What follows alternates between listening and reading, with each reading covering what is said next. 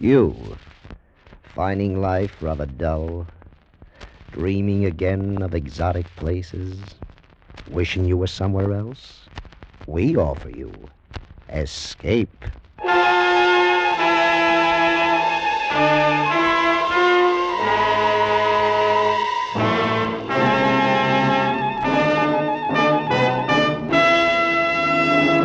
Escape with us now to a small freighter in the China Seas and a sinister traveler who brings destruction to crew and ship alike, as Ellis St. Joseph tells it in his most unusual play, A Passenger to Bali.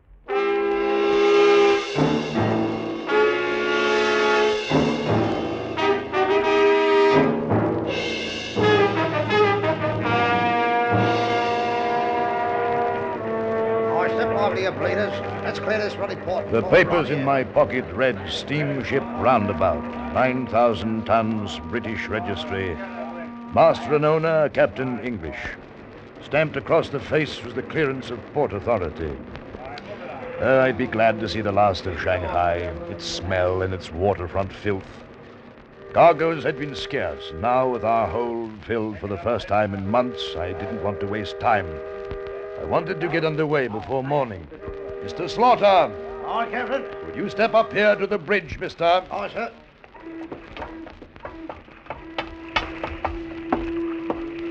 Are we ready to sail, mister? All secure, sir. All hands on board? Aye, sir. Good. Let's clear port, Mr. Slaughter. Yes, sir. Mr. Angle, stand by the castle. Stand by. Stand by. Let go the stern spring line. You there on the dock. Take that line forward. Forward, you lump of meat. Here, you can't board now. But, my good fellow, I am aboard. The ship is about to sail. Who is it, Mr. Slaughter? Oh, someone who insists he talk with you, sir. Stay there. I'll be down.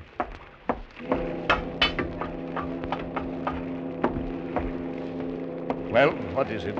Have I the honor of addressing Captain English of the Roundabout? I am Captain English. Allow me to introduce myself, Captain. I am the Reverend Walks, a missionary bound for Bali. What can I do for you? You can offer me your hand? Come to your point, Mr. Walks. We're about to sail. I am told your boat puts in at Beulah along the port of Bali. Is that correct? Yes. Good. Here you will find my passport and papers of identification.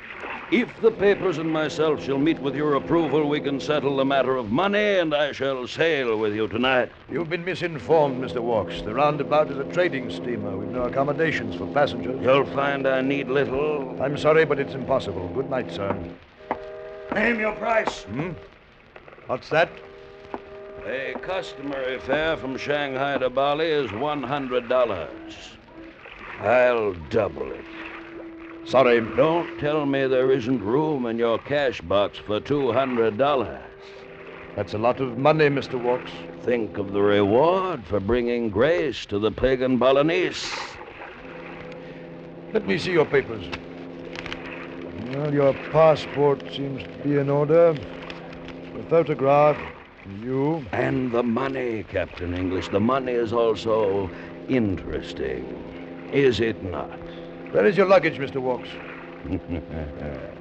On the dock. 2 cases of Bibles. I'll see to them. Mr. Slaughter, take Mr. Walks forward. And tell Mr. Wrangle to get the luggage aboard. Aye, sir. Thank you, Captain English. You won't regret your choice. And now, if you'll just lead the way, Mr. Slaughter. I watched him walk away, his monstrous bulk shadowing grotesquely in the foggy half-light, his great bull neck creasing into massive shoulders, his shaggy black hair wild and unkempt. I didn't like this man, this missionary, strange in his ways and manners.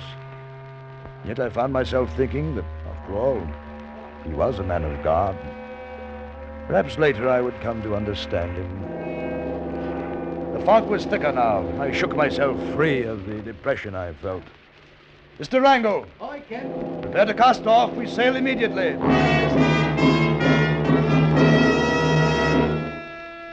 was the 3rd night out of Shanghai when Mr. Slaughter brought the first trouble to my cabin.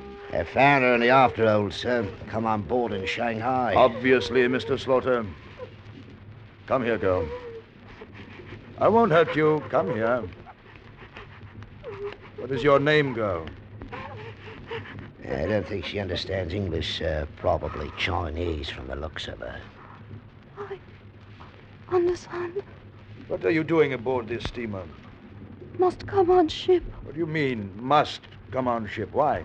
Must come. Now, look here. Do you know what is done with stowaways?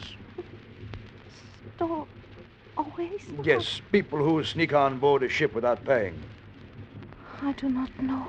There's no place to put her ashore, sir, until we reach Bali. I know, and yet she can't have the run of the ship. We could lock her in the empty cabin, sir. You forget, Slaughter. There is no empty cabin now. Mr. Walks is in it.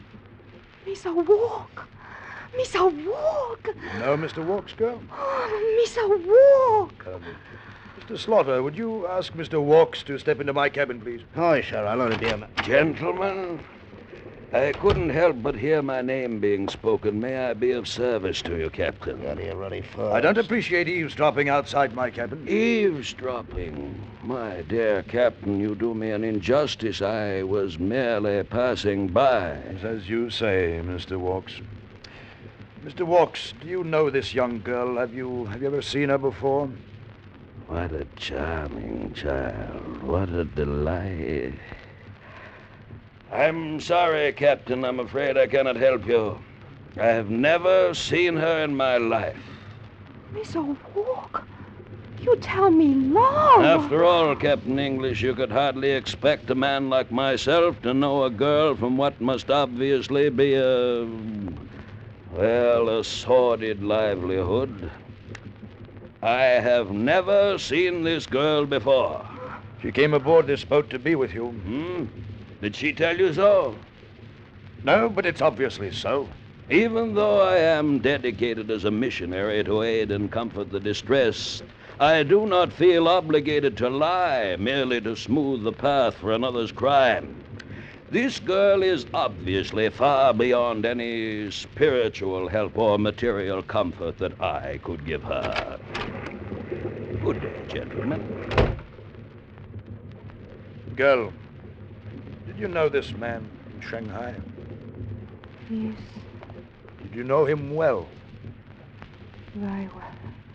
He was my... Yes, very well.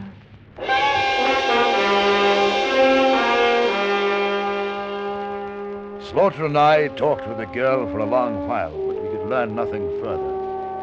After more questions, useless ones, I had the first mate take her forward, feed her, find her a bed. I would talk with Mr. Walks in the morning.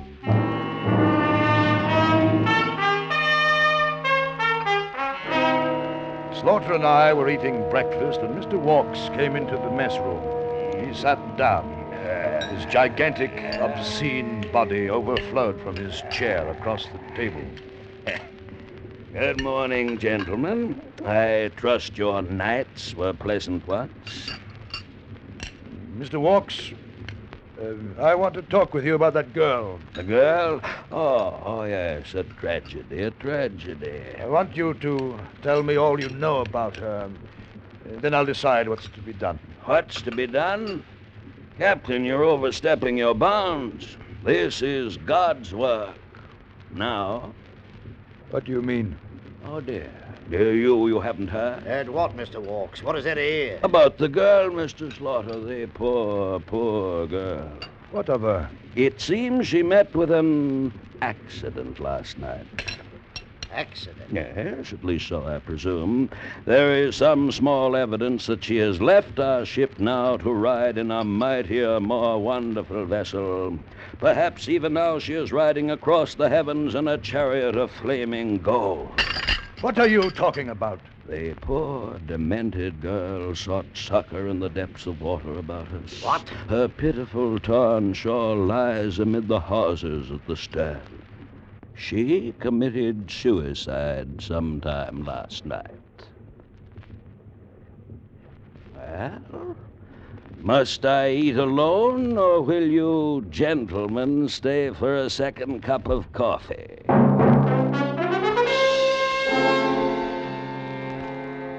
In my own mind, I knew what had happened, and I'm sure Slaughter did. I felt certain Walks had killed her and thrown her overboard. But there was nothing I could do. 4 days later, we dropped anchor in the harbor of Bulalong. The ship's officers and I were anxious to get our cargo unloaded and to know that we were rid of Mr. Walks.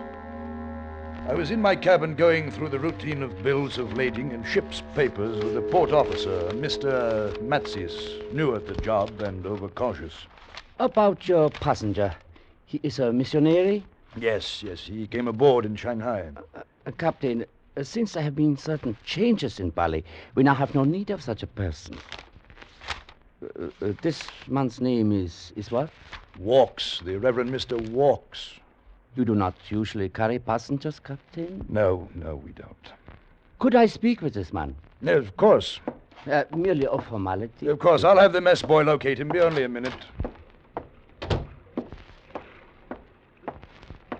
Captain English? Oh, I was looking for you, Mr. Walks. For you. The port officer would like to see me. I overheard.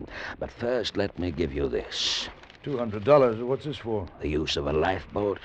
What are you talking about? A lifeboat, Captain. I need one to get ashore. You wouldn't have me swim. The port officer wants to talk with you. Come along. Wait, Captain. Walks, I'm as anxious to have you off my boat as you are to leave. You can only go ashore in the proper way at the proper time. This is your last chance. Yours as well as mine. Let me go ashore now or take the consequences.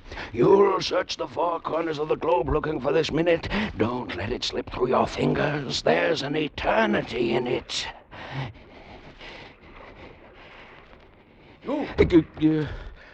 Captain English. This man is not a missionary. His name is not Vox. All Indonesia is close to him. What? You mean he can't land? Oh, no, this is ridiculous, Mr. Matsis. This man doesn't belong to me. I refuse to be burdened with him. You have no choice. He is on your ship. He belongs to you. This man booked passage from Shanghai to Bali, and I refuse to take him further. I am sorry, Captain English, but this is not my concern. During the time you are in port, a police guard will be placed on this man. He will not be allowed out of his cabin. When you sail, he will sail with you. Who is this man? Call him a murderer, an anarchist, a revolutionary. It does not matter. During the recent trouble here, he fought on both sides and profiteered from both sides. As I said, Indonesia is close to him. Your papers are in order and stamped, Captain. Good day. I warned you, Captain. You should have let me go. You should have let me go ashore in the lifeboat. For now and the time ahead, you are going to see a great deal of your passenger to Bali. Yes, a great deal.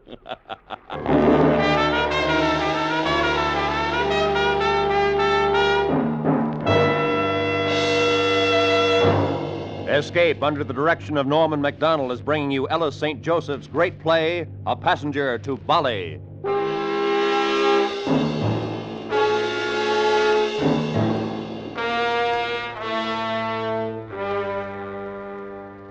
It was the 6th week, 42 days before we had taken on a passenger in Shanghai bound for Bali. 3 days after he boarded the ship, he had murdered a young girl, a stowaway. We all knew he had, but we couldn't prove it.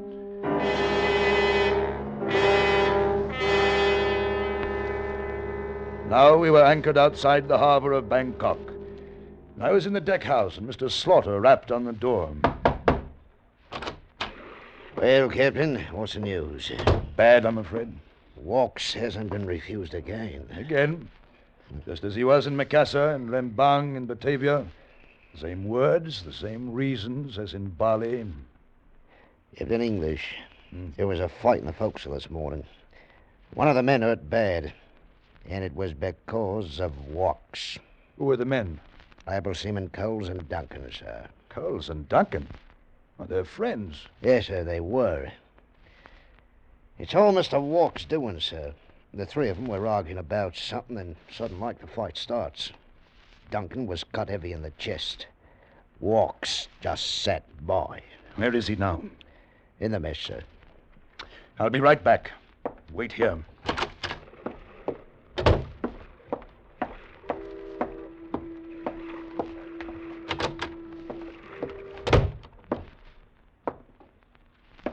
Mr. Walks. Mr. Walks! Oh, Captain English, I didn't hear you come in. I was reading. The Bible, as a matter of fact. Did you want to speak with me?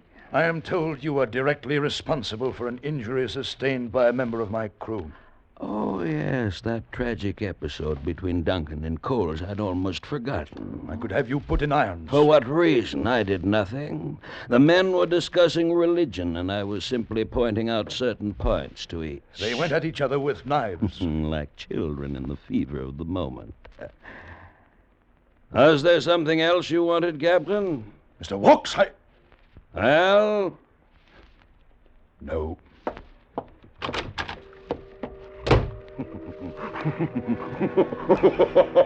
Walks had dismissed me.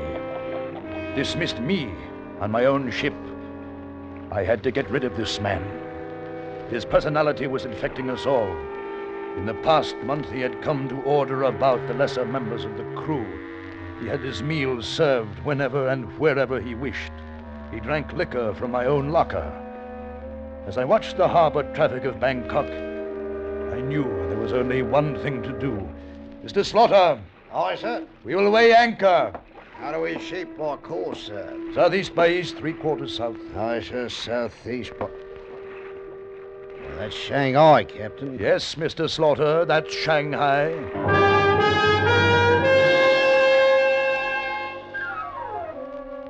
On the 2 weeks' return trip to Shanghai, I began to feel myself a stranger on my own ship. The trim little China Seas freighter was becoming a floating prison, and the jailer was Mr. Walks. My Kanaka crew, emotional and superstitious, were in love with him. They worshipped him, worshipped his massive body and his liquor-fed eloquence. My deck officers and I could feel control slipping through our fingers, and we were powerless to do anything about it. Then, finally, it was the last night. Tomorrow, we would anchor in Shanghai. And so we're back to where we started from. But at least we'll be rid of him. I hope there's no slip-up this time. There won't be. They want him, eh? Yes, Shanghai is as anxious to capture him as every other port was to reject him. They won't risk his escape. What's he done, Captain? Walks has been mixed up in something foul in every country he's touched. Heaven only knows what crimes he's committed. But shortly we'll be free of him. And let's have a drink to that. I don't mind, Captain. Get a new bottle out of the sideboard, will you? Here are the keys.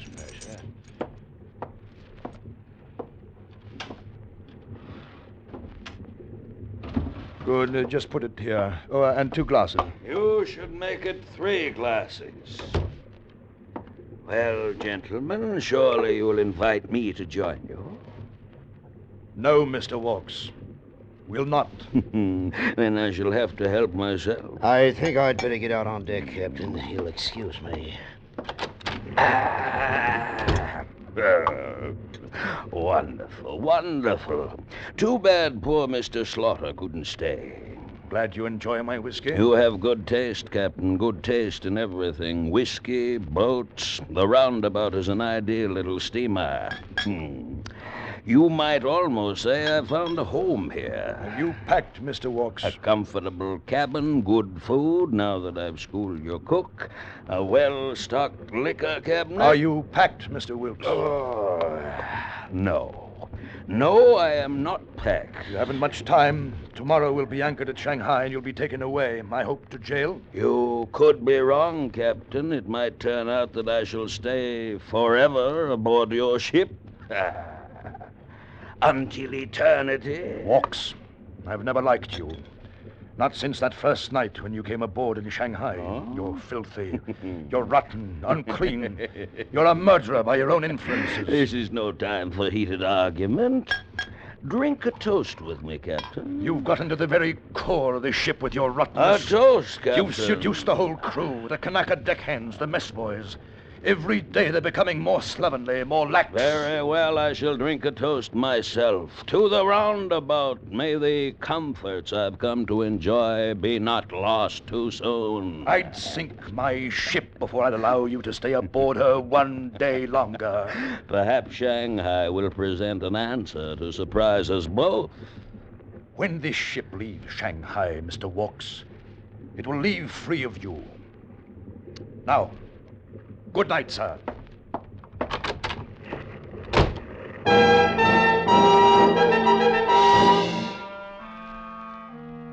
It was in the sweltering noon of the next day that Mr. Chisholm, the British consul at Shanghai, was seated in my cabin, a long drink in his thin hands. Captain, the Chinese port authorities have told me of your predicament.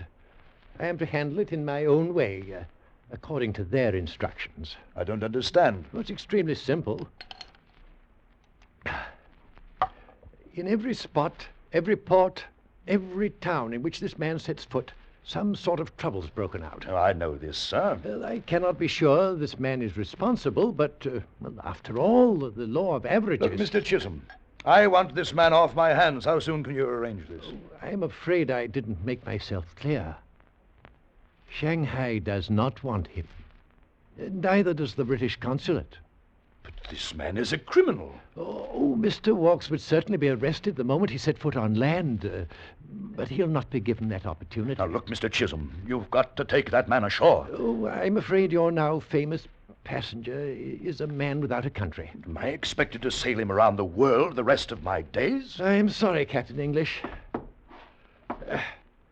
I'm sorry. You will depart at your earliest convenience. Good day, sir.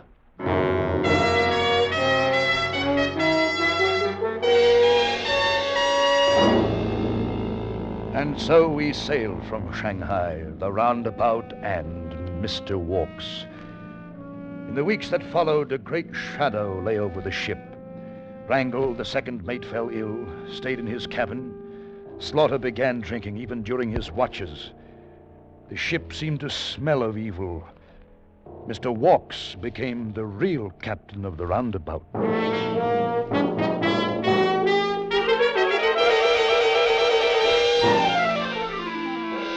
Then, sweeping in from the edges of the China Sea, came an even more destructive power, typhoon. The barometer had been falling for 3 days, and it was on the forenoon watch that the storm hit with its full impact. For 7 hours, the roundabout wallowed through the seething masses of water. Then an emergency call from the quartermaster brought me to the bridge. I went into the wheelhouse. The power unit and the rudder control has gone out. Where's the mate? Went aft, sir. Trying to correct the trouble. We're on manual operation now, sir. You'll need another man to help you. Get help. But, sir, you can't I can handle it till you get back. Hurry, man. If this thing gets out of control and starts spinning, the rudder will tear itself free in a matter of minutes. Now go on, man, hurry! Aye, sir. With the steam-powered gears to help me, each wave that hit the shuddering ship made the great wheel come alive beneath my hands. I stood, feet braced against the wild pitching of the vessel, shoulders and arms straining to retain control. I tried to gauge the monstrous waves rushing toward us, tried to ease the groaning ship through millions of tons of lashing water. My muscles pulled and ached as each gray-green monster hit. I could hear nothing over the scream of the storm. I turned, looking for the quartermaster, and in that second it happened.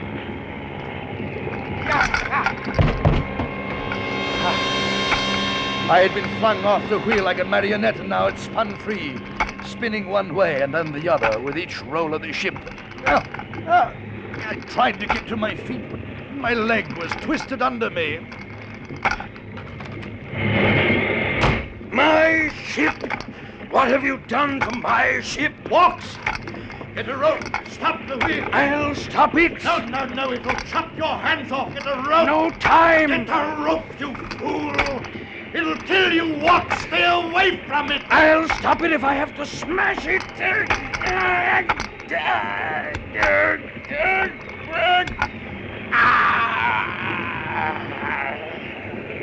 You've done it.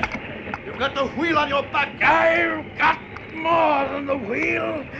I've got the whole ocean on my back. Can you hold it a minute longer, Walks? I'll help you. Hold on until I get there.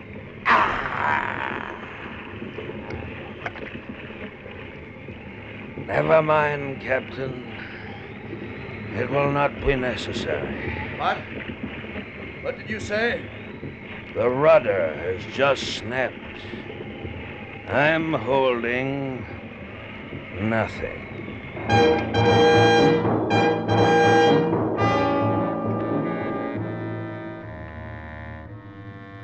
The next morning, the storm was gone.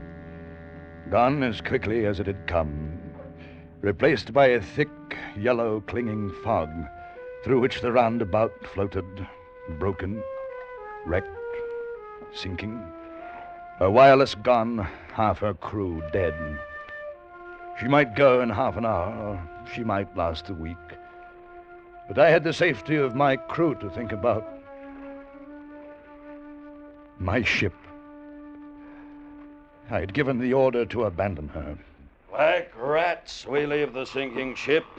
Leave room for me up forward. I have need to stretch my legs. You won't be with us this trip, Mr. Walks. My luggage is not aboard the lifeboat. You're staying aboard the roundabout. I've left you a sextant. There's plenty of food and liquor, even enough for you. I'm not going. No, you're not going. The ship is yours now. Do with her what you want. But that's murder. You're murdering me. I have no idea how soon the ship will sink, or even if she will. You may be picked up today, or tomorrow, or you may float here for years. Captain English, we could... Stay where you are. But look, this Captain, gun can speak even above your voice, Walks. This is for the last time. Goodbye, Mr. Walks. Wait, Captain. Hey, it's not man's province to judge. No creature under your wings should be left to die. Cast loose, Mr. Slaughter. All right, Without man. compassion. Without... All right, then. Row, you fools. Row. Even now you may not have seen the last of me. Row.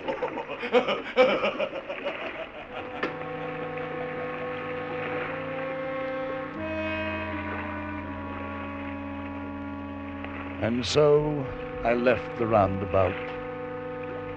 I left everything I owned. Everything except my freedom. The roundabout grew dimmer in the fog, and the figure of a man, standing well forward in the bow of an empty ship, was the last thing I could see before the fog closed in.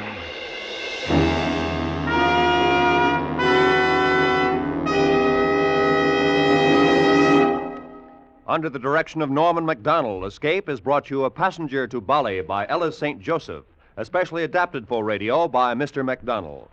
John Daner was starred as Captain English, with Lou Merrill as the Reverend Mr. Walks. Featured in the cast were Lou Krugman, Michael Ann Barrett, Wilms Herbert, and Bruce Payne. The special music for Escape was composed and conducted by Ivan Ditmars. Next week, escape with us to the Old West and the unusual story of a man who was a merciless professional killer, but who fought on the side of law, as Ernest Haycox tells it in his exciting story, Wild Jack Wrecked.